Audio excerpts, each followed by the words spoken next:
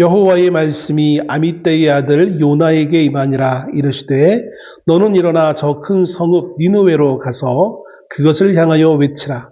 그 악독이 내 앞에 상달되었음이니라 하시니라. 그러나 요나가 너 여호와의 얼굴을 피하려고 일어나 다시스로 도망하려 하여 욥바로 내려갔더니 마침 다시스로 가는 배를 만난지라 여호와의 얼굴을 피하여 그들과 함께 다시스로 가려고 뱃삭을 주고 배에 올랐더라. 여호와께서 큰 바람을 바다 위에 내리심에 바다 가운데에 큰 폭풍이 일어나 배가 거의 깨지게 된지라. 사공들이 두려워하여 각각 자기의 신을 부르고 또 배를 가볍게 하려고 그 가운데 물건들을 바다에 던지니라. 그러나 요나는 배 밑층에 내려가서 누워 깊이 잠이 든지라. 선장이 그에게 가서 이르되 자는 자여 어찌함이냐. 일어나서 내 하나님께 구하라. 혹시 하나님이 우리를 생각하사 망하지 아니하게 하시리라 하니라. 그들이 서로 이르되 자 우리가 제비를 뽑아 이 재앙이 누구로 말미암아 우리에게 임하였나 알아보자 하고 그 제비를 뽑으니 제비가 요나에게 뽑힌지라. 우리가 그에게 이르되 청하건대 이 재앙이 누구 때문에 우리에게 임하였는가 말하라.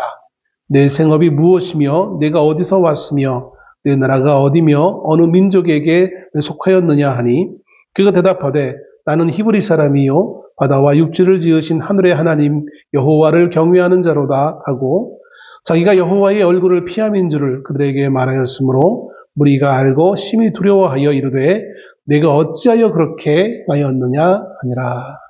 아멘.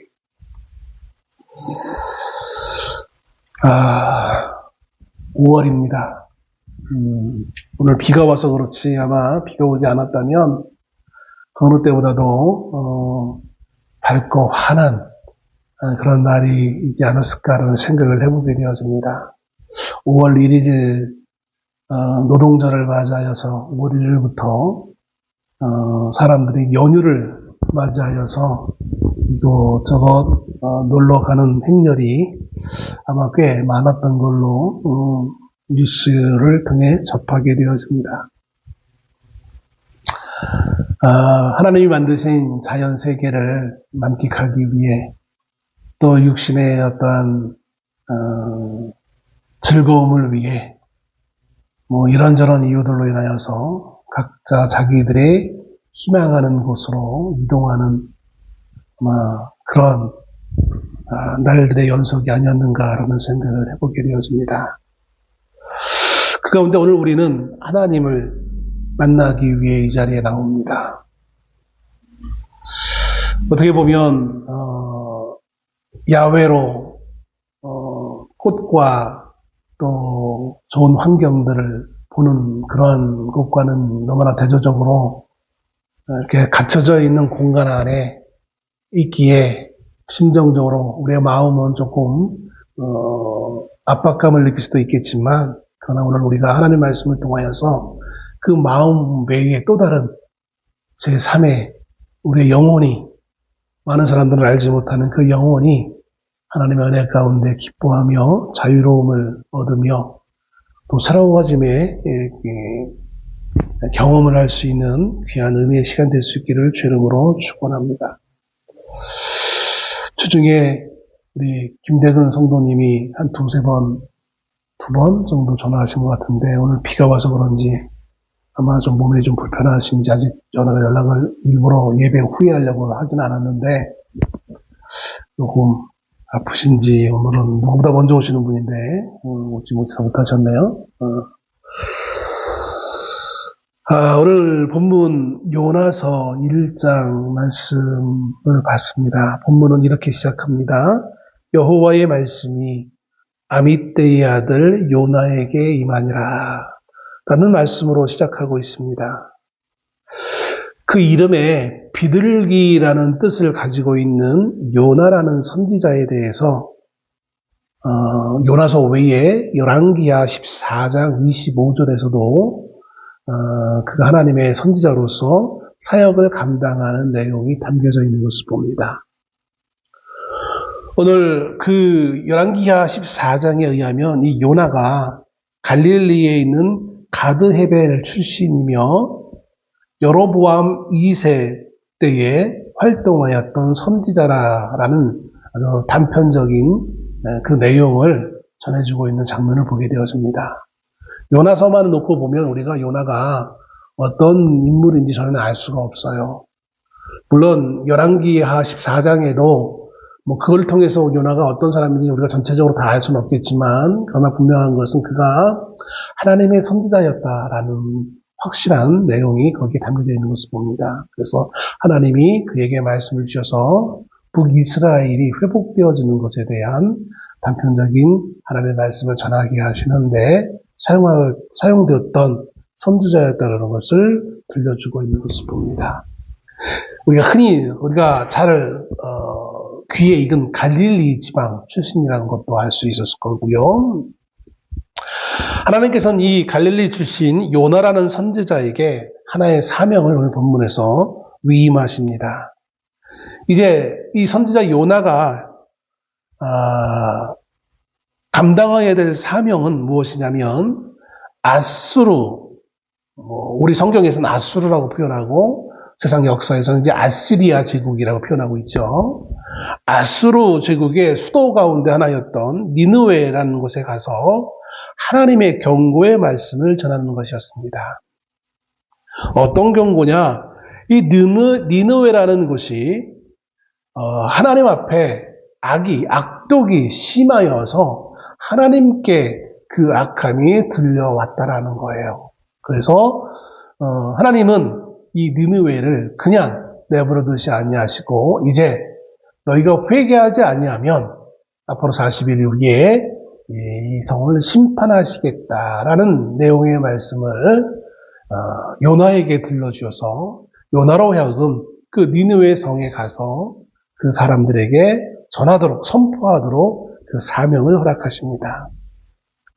니느웨라는 이 지역은 오늘날로 얘기한다면 이라크 북부 지역의 모술이라는 티그리스강 동편 모술이라는 지역에 위치한 지금으로 보면 니네베라고 호칭되어져 오고 있는 지역으로 추측되어집니다.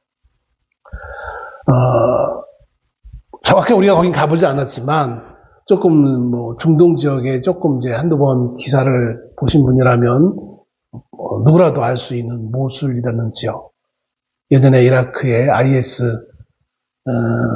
우리는 테러 단체라고 이렇게 얘기하는데 세상 서방 세계에서는 그들이 활약했던 곳, 쿠르드족들이 있는 지역 지금은 그것이 바로 니느웨, 지금은 니네베라고 불려지고 있습니다. 나중에 후에 이 니느웨 성이 이제 폐허가 되어지는데 메데파사 연합군에 의해서 나중에 기원전 600년대 조금 이제 610년대인가 12년인가쯤에 완전히 니느웨가 폐허가 되어집니다. 그리고 중간에 잠시 회복되기도 했지만 오랜 시간 동안 그것은 완전히 폐허가 되어지는 그래서 이곳이 과연 수도였었느냐라고 사람들이 놀라워할 정도로 폐허가 되어지는 역사적 과정을 겪게 되어지는 것을 봅니다. 지금은 이제 그 전이에요. 그러니까 한참 아수르가 그 지역의 패권자로서 모든 나라를 위협하고 있는 그런 시점을 상황에서 오늘 이제 하나님께서 요나에게 이런 사명을 주시는 겁니다. 하나님의 말씀을 들은 요나는 그런데 웬걸 니느웨로 가는 것 대신에 하나님의 얼굴을 피하기로 작심을 합니다. 3절 말씀이죠. 하나님의 얼굴을 피하기 위해 그는 다시스라는 곳으로 향하는 것을 선택합니다. 처음부터 다시스를 계획했는 건지 아니면 도망가려고 하다 보니까 마침 배를 만났는데 그 배가 다시스를 향한 건지는 모르겠지만 아무튼 그의 최종 목적지는 보니까 다시스가 되어집니다. 다시스라는 곳은 지중해를 떠나 지금 이제 중동 지역이잖아요. 지중해를 건너 오늘날의 저 스페인 지역. 그 당시 사람들이 보기에는 가장 세상 끝이에요. 세상 끝 쪽이 다시스였어요. 그래서 하나님의 낯을 피한다라고 하잖아요. 하나님의 얼굴을 피하기 위해서 그곳에 가면 하나님이 나를 찾을 수 없을 것이다라는 그러한 아마 생각을 했던 것 같아요. 참 인간은 지혜롭기도 하고 참 어리석어요. 선지자쯤 되어지는 사람이라면 하나님이 무소부재하다는 건 알 거 아니에요. 전능하신 하나님이라는 건 알 거잖아요. 계시지 않은 것이 없다는 것은 안단 말이에요. 그럼에도 불구하고 참 어리석게도 그는 그 세상 끝으로 가면 하나님이 나를 놓쳤지 않을까라는 참 어리석은 생각을 하고 그래서 하나님을 피하여서 배를 타고 도망가려고 하는 결심을 하게 되어집니다. 그는 욥바라는 항구에 가서 마침 이제 출발하려고 하는 배를 만나 뱃삭스를 치르고 그 배에 오릅니다. 아마 그는 그렇게 하나님을 피해서 하나님이 주신 이 사명을 감당하지 않고 도망가는 이 길이 일사천리로 잘 진행되어지는데 생각보다 잘 내 계획대로 되어지는데 라는 착각을 했을 것 같아요. 배를 타고 마침내 도착했는데 어떻게 배를 타게 되어지고 뱃삭을 주고 거기에 자리를 한 자리 얻어서 그 배의 가장 밑바닥에 내려가서 거기에 자기의 자리를 마련하고 아주 누구보다 편한 자세로 쉼을 쉬고 있습니다. 그 현상만 놓고 보면 아마 욥은 방금 말씀드린 것처럼 내가 참 잘하고 있다. 행운이다. 일사천리다. 라는 생각을 했을 것 같아요.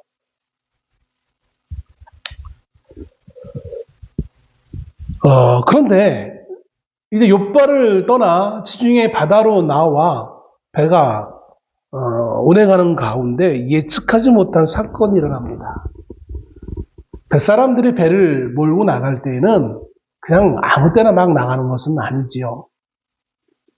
여러 가지 기후 조건들을 다 살펴보고 떠나는 것일 것입니다.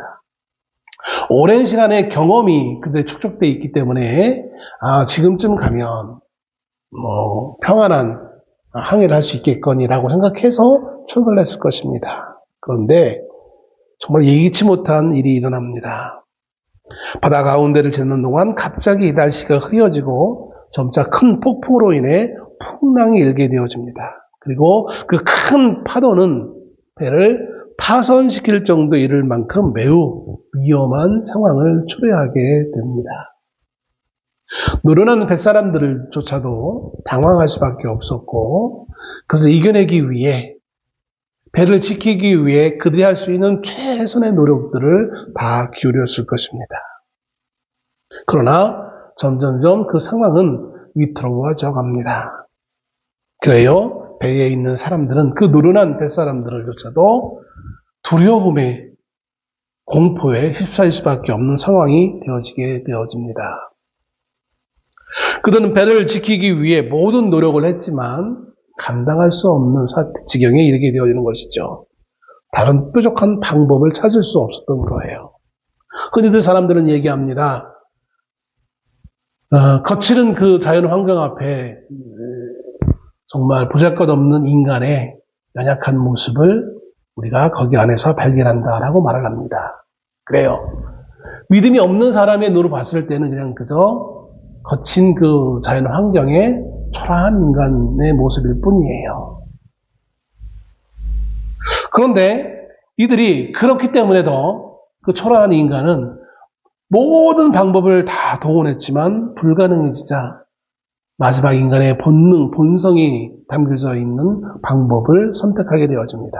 그것은 뭐냐면 각자가 믿는 하나님을, 각자가 믿는 신을 찾는 방법이었어요.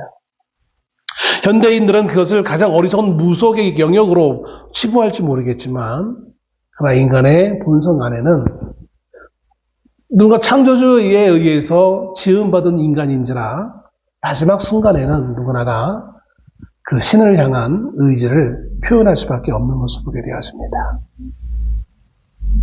나는 달라. 나는 의지가 강하고 나는 그런 말도 안 되는 비과학적인 것을 나는 신뢰하지 않아 라고 말하는 소수의 사람들이 있지만 그러나 그들도 사실은 연약한 인간에 불과하다는 것이죠.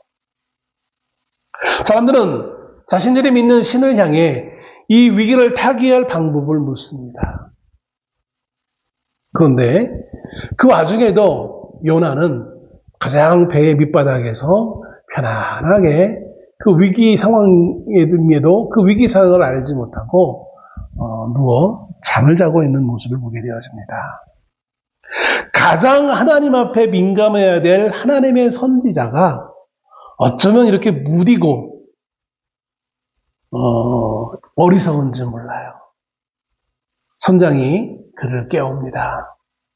위기 상황에 한 사람의 손이라도 더 필요하기 때문에 당신도 당신이 믿는 신에게 기도하시오. 하나님의 선지자인 요나는 누가 뭐라 하지 않아도 이미 이 모든 사건의 원인이 자신에게 있는지 아마 찔리는 마음이 있었을 거예요. 그럼에도 내색치 않습니다. 사람들이 이제 자기 신을 믿는 신을 찾다가 마지막 한 가지 제안을 합니다. 도대체 이게 자연스러운 것이 아닌데 분명히 누군가가 신에게 미움을 받았기 때문에 이런 아마 자연의 저주를 받고 있는 거야 라는 생각을 하고 우리 한번 제비를 뽑아보자. 누구 때문에 이런 현상이 일어났는지 제비를 뽑아보자 제안을 합니다. 그래서 각자가 제비를 뽑습니다. 누가 당첨되겠습니까? 당연히 요나겠지요. 더 이상 숨길 수 없어요. 사람들이 요나를 향하여서 질문을 던집니다. 당신은 누구입니까? 너는 무엇을 하는 사람이냐? 너는 어디에서 왔니? 너는 어느 나라 사람이냐? 너는 어느 민족 사람이냐? 공개적으로 그를 향하여서 질문을 던집니다. 이제까지 그는 하나님을 애써 외면해 왔어요. 자신의 사명을 애써 외면했어요. 꼭꼭 감추고만 있으면 모르겠거니라고 생각했던 것이죠. 그런데 공개적으로 제비에 당첨되어지고 그리고 사람들에 의해서 공개적인 질문을 받게 되어지자 더 이상 그는 숨길 수만은 없게 되어집니다. 그래서 그는 이야기합니다. 나는 히브리 사람으로서 바다와 육지를 만드신 하늘의 하나님 여호와를 경외하는 자다.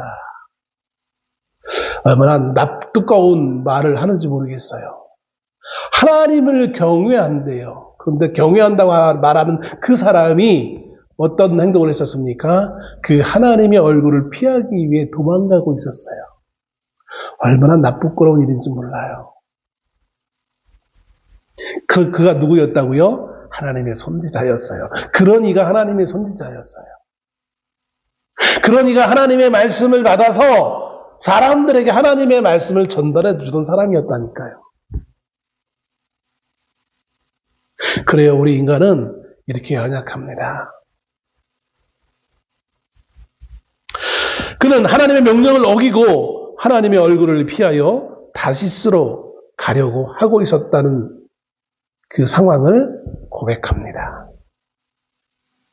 문제는 그 고백이 현실의 문제를 해결해 주는 것은 아니에요.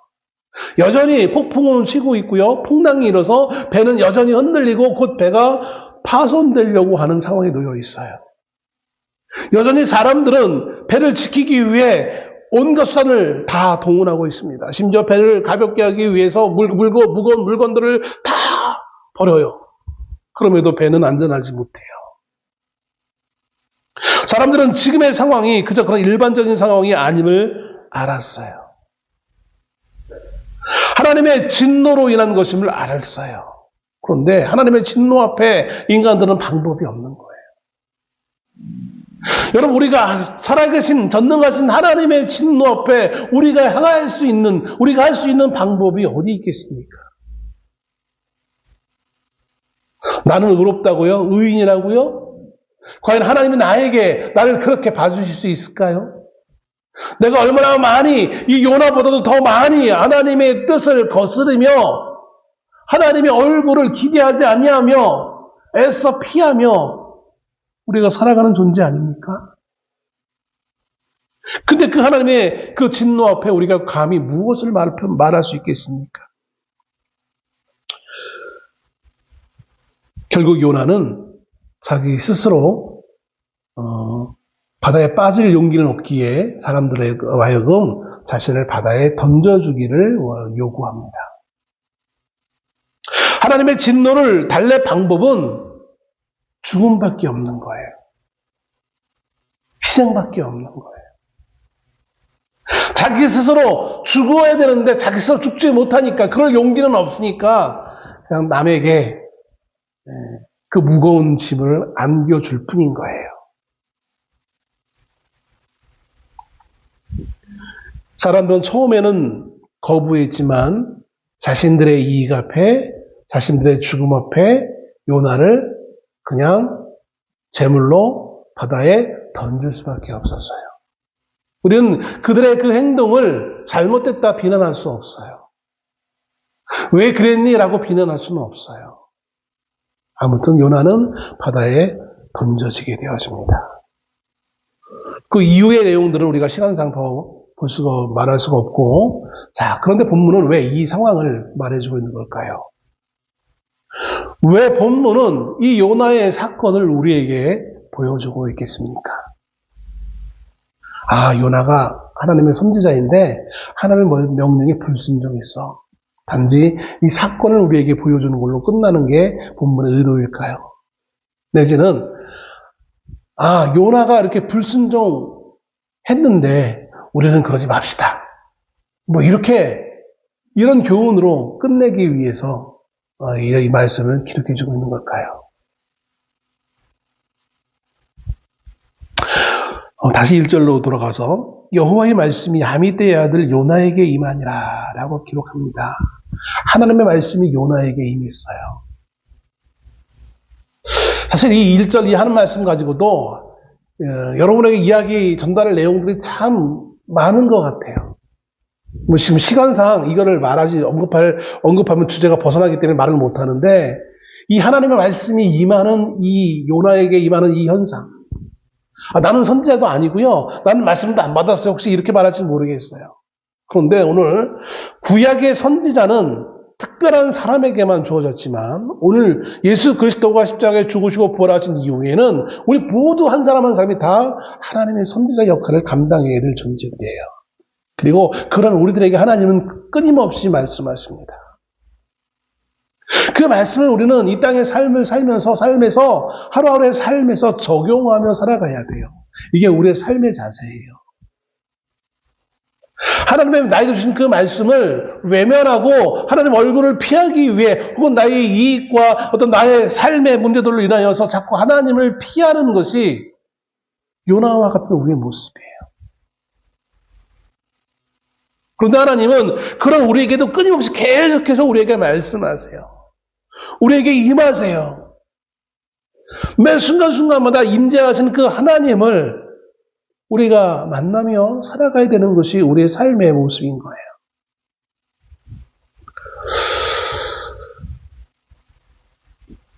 이 부분은 나중에 또 기회가 된다면 한번 생각해 봤으면 좋겠고요. 아무튼 오늘 우리는 본문을 통해서 두 가지의 것을 한번 생각하기를 소원합니다. 하나는 단지 요나가 불순종했다라는 그 팩트가 아니라 왜. 요나는 왜 불순종했을까라는 거예요. 두 번째는, 그런데 왜 하나님은 그런 요나를 몰랐을까요? 그런데 왜 하나님은 요나에게 임하셨을까요? 왜 말씀하셨느냐는 거예요? 왜 그에게 사명을 주셨냐는 거예요. 이 두 가지의 부분이 오늘 우리가 한번 곰곰이 생각해야 될 부분이라는 거예요. 첫째, 왜 요나는 불순종하게 되었을까요? 이 요나의 불순종의 이유가 오늘 우리가 하나님의 불순종하는 이유와 별반 다르지 않기 때문에 이 말씀을 한번 우리가 곰곰이 생각해 봐야 될 부분이라고 생각되어집니다. 많은 사람들은 요나의 불순종의 이유를 단지 그냥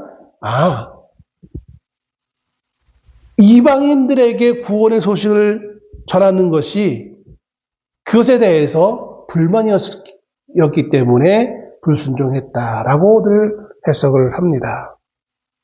하나님이 지금 요나에게 가라는 곳은 어디였습니까? 명백히 이방인의 땅이었어요. 니느웨.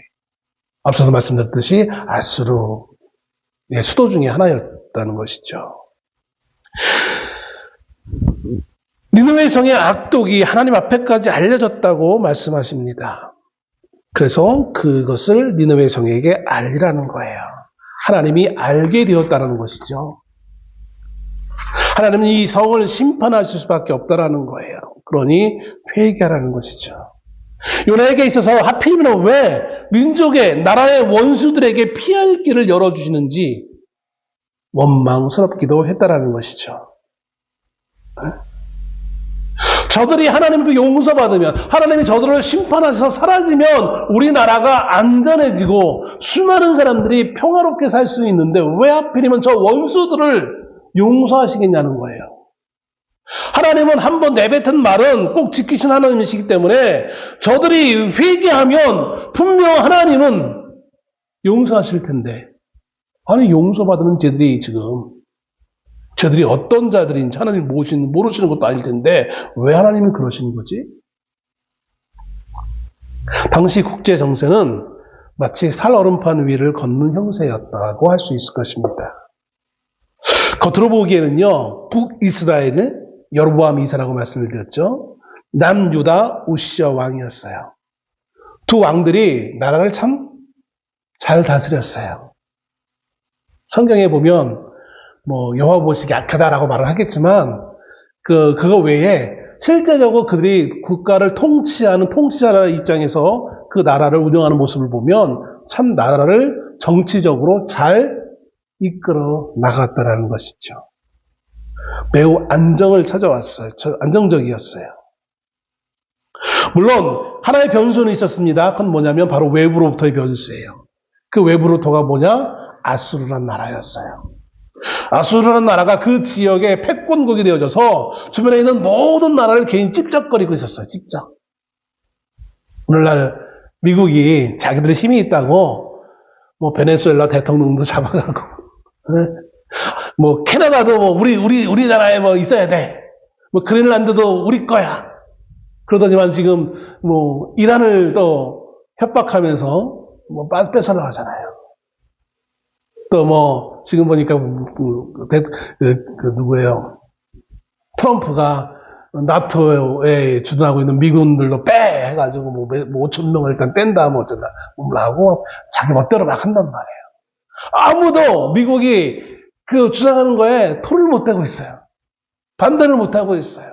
왜? 힘이 있으니까. 그처럼 아수르라는 나라는 힘이 있기 때문에 주변에 있는 모든 나라를 기회만 되면 괴롭히고 빼앗고 심지어 그 나라를 멸망시키는 그 일을 서슴지 않고 있던 그런 나라였어요. 그런 나라가 있음에도 불구하고 북이스라엘과 남유다는 생각 외로 잘 견디고 있었어요. 오히려 북이스라엘 같은 경우는 주변에 옆에 있던 아람이 북이스라엘을 괴롭힐 때에 아수르의 도움을 받아서 그 아람의 그 괴롭힘에서 벗어날 수 있었어요. 그리고 나서 그 나라가 안정적으로 유지되어졌어요. 그래서 성경에 보면 솔로몬 때가 이스라엘에 있어서 가장 최전성기였는데 솔로몬이 왕 때 다스렸던 그 모든 영토를 회복했을 때가 지금 바로 이 시점이에요.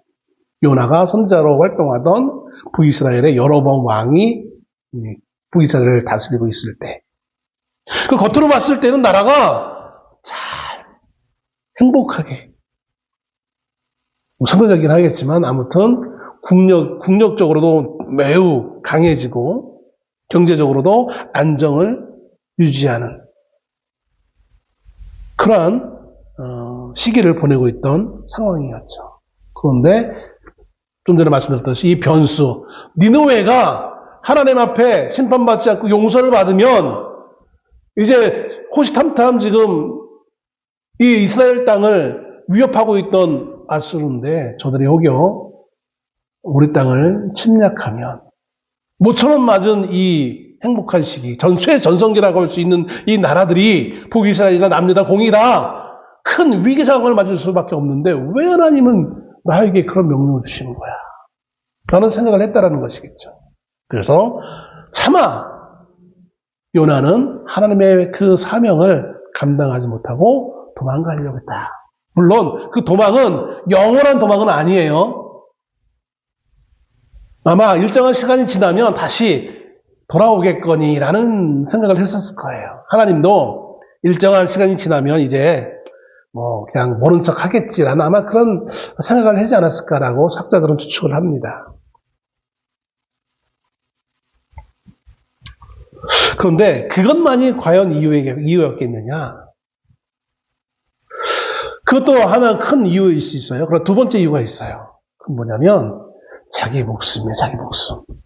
자기 생명. 왜 자기 생명이냐? 생각해 보세요, 여러분.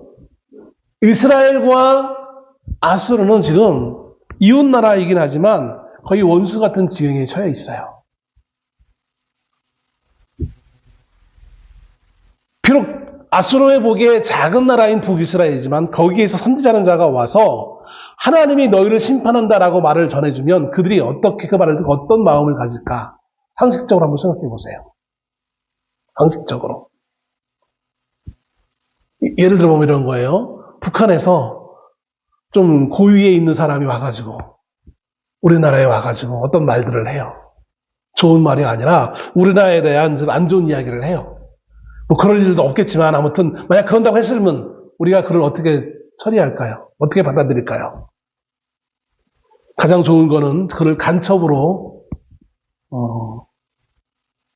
드러나기 위해서 그를 국가보안법으로 그를 체포하는 것일 거예요. 현대이니까 그를 단지 체포하는 정도로 끝나지 아마 고대라면 어떻게 할까요? 그냥 누구라도 돌을 던져서 그 자리에서 때려 죽였겠죠. 요나가 근심한 게 그거였어요. 내가 저 니느웨 성에 가서 이스라엘 사람이 명명백백한 언어가 틀리니까 말투가 틀리니까 저 이스라엘 사람 보이는 전혀 아수르 제국 사람이 아닌 사람이 와서 그런 부정적인 말을 하면 사람들이 나를 그래 너 참 위대한 하나님의 선지자다 이렇게 받아들일까? 아니라는 거예요. 이스라엘 백성 같은 동료 이스라엘 백성들도 그런 부정적인 말을 하면 나를 향하여서 조롱하며 모욕하며 심지어 돌을 던질 텐데 하물며 적국의 사람들이 나를 살려줄까? 그렇지 않을 거라는 거예요. 그래서 그는 도망칠 수밖에 없었어요. 내가 왜 아까도 말씀드렸지만 내가 왜 내 나라도 아니고 적국의 땅을 위해서 적국의 땅에 가서 그 말을 하다가 왜 내가 그들에게 피해를 받아야 돼? 피해를 입어야 돼. 지극히 인간적인 마음이었죠. 그래서 그는 하나님의 이 사명을 감당할 수 없었어요. 여러분 지금도 우리 주변에도 그런 분들이 있잖아요. 사상적으로 또 여러 가지 자기 신념에 의해서 뭐 공산당 막 하면서 그 때려잡아 죽일 놈들 막 하면서 물론 심정적으로 우리가 그들이 원수처럼 대할 수밖에 없는 어떤 상황이 있어요. 우리 가족들이 우리의 할아버지 할머니들이 그들로 인하여서 피해를 입었겠죠. 그럼에도 불구하고 우리가 그를 욕하며 뭐 때려잡아 죽일 놈이라고 하면서 그렇게 비난하는 것이 더군다나 신앙인으로서 맞느냐. 하나님은 그것을 원하시지 않아요. 그게 아수르를 향한 이 니느웨를 향한 하나님의 이 메시지의 내용이에요.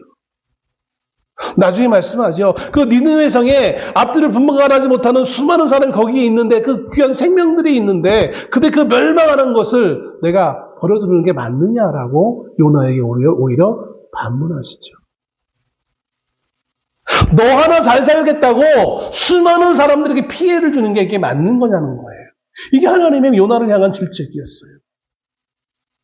네 사상에, 네 가치관에 맞지 않다고 해서 저 사람을 죽이는 게 맞느냐? 왜냐하면 그들도 비록 내 백성은 아니지만 그들도 내가 지은 생명이기 때문에 그런 거예요. 하나님이 지은 생명이기 때문에 그런 거예요.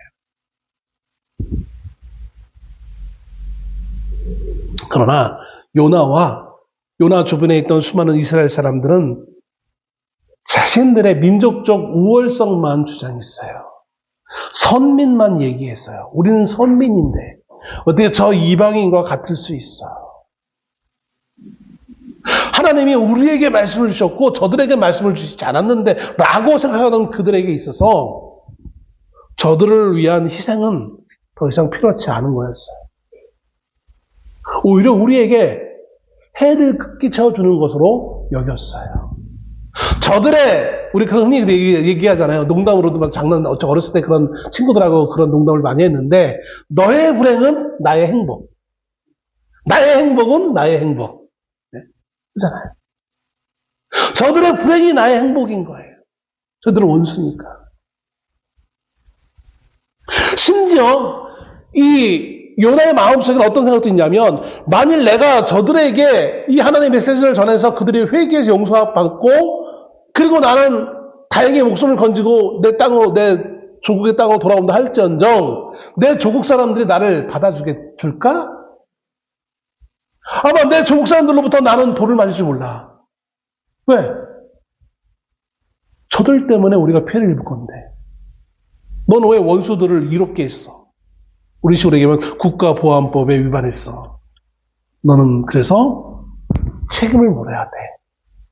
저들이 살려줘도 우리의 동료들이 나를 죽일지도 몰라라는 생각을 하지 않았을까요? 철저히 선민의식에 길러져 있는 유대인들 입장에서는 당연한 생각이었을 거예요. 그래서 요나의 의지는 비록 하나님의 주신 사명임에도 불구하고 그의 의지는 계속해서 하나님의 뜻을 거역하고 그것을 하지 않고 도망가는 거였어요. 배를 타는 거였어요. 배 밑바닥에서 잠을 자는 거였어요. 그러면 하나님은 왜 이런 명령을 하셨던 걸까요? 네? 요나가 도망갈 거를 모르셨을까요? 피할 거를 모르셨을까요? 아셨을 거예요. 그럼에도 하나님은 요나에게 이 명령을 하십니다. 왜 하나님은 요나를 니느웨로 보내시려고 하셨을까요? 열왕기하 14장에서는 하나님이 북이스라엘을 향하여서 예언하게 하세요. 너희 땅이 이제 회복될 거야. 그대로 정말 회복되어졌어요. 왜 그런 자기 민족을 향한 메시지를 전하게 했던 그 선지자를 왜 외국 땅으로 보냈을까요? 많은 학자들이 요나를 연구하면서 이렇게 정의를 내립니다. 요나라는 이 선지자가 활동하던 시대에 또 다른 선지자들이 있었는데 그게 누구냐면 이사야, 미가, 호세아, 아모스 같은 선지자예요. 학자들이 연구해 보니까 이사야, 미가, 호세아, 아모스 이 선지자들이 전부 다 누구를 향한 예언을 했던 사람이냐면 이스라엘을 향한 예언이었어요. 반면에 요나만 이스라엘을 향한 예언도 있긴 하지만 이방인을 향한 예언자로서 왜 요나만 특별히 사용했다라는 거예요. 그래서 요나를 다른 선지자와는 다른 부류로서 이렇게 분류를 해놓는 학자들의 모습이 있는 것을 보게 되었습니다. 즉 이방인을 향한 예언을 했던 선지자다, 유일하게. 근데 그렇지 않아요. 이사야서도 보면 이방인을 향한 하나님의 구원 계획을 말씀하세요. 그리고 이 요나가 단지 이방인의 구원을 위한 메시지를 전하는 그 사역으로만 국한되어졌느냐? 저는 그렇게 생각하지 않아요.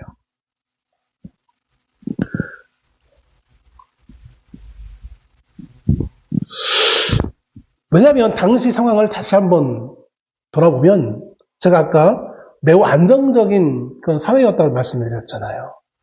정치적으로 안정적이고 또 국력도 매우 강해지고.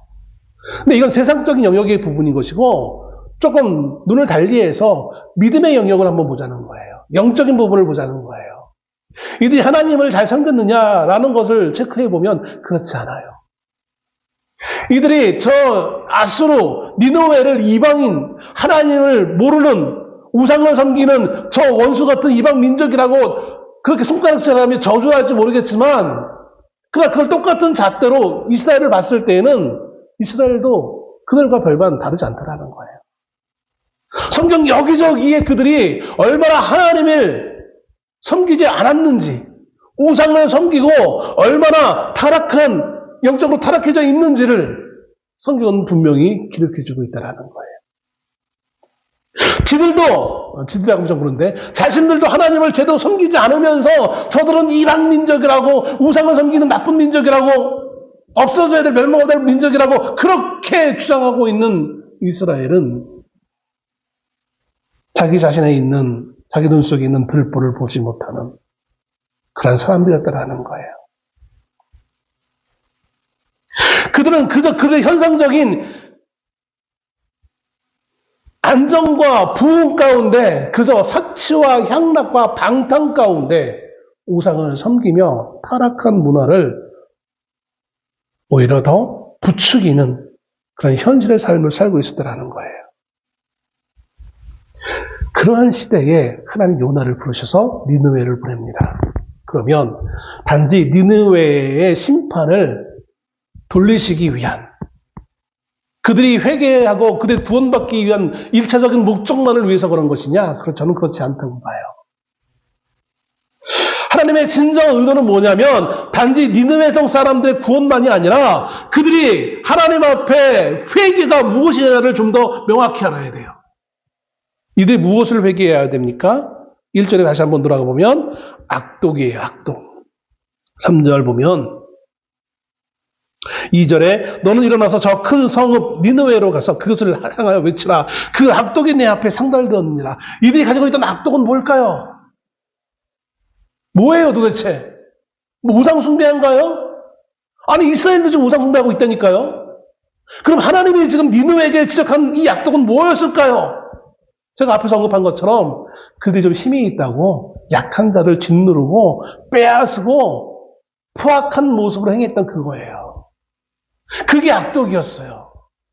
우상 숭배 물론 가장 근본적인 잘못 하나님 앞에 죄의 문제인 건 맞아요. 그런데 하나님이 지금 니느웨가 회개해야 될 것은 뭐냐면 좀 힘있다고 조금 잘났다고 없는 사람 약한 자를 괴롭히고 그것을 빼앗는 그 모습, 그것을 회개하라는 거예요.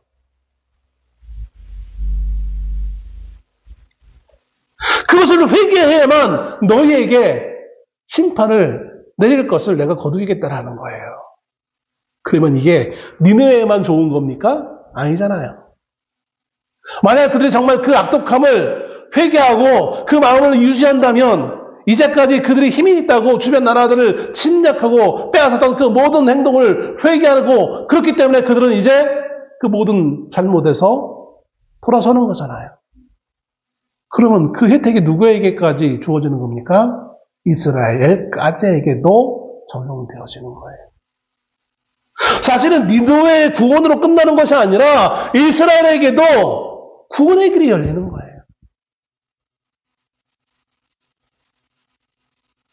이스라엘을 괴롭히려고 했던 그 니느웨, 그 아수르의 그 생각이, 그 정치가,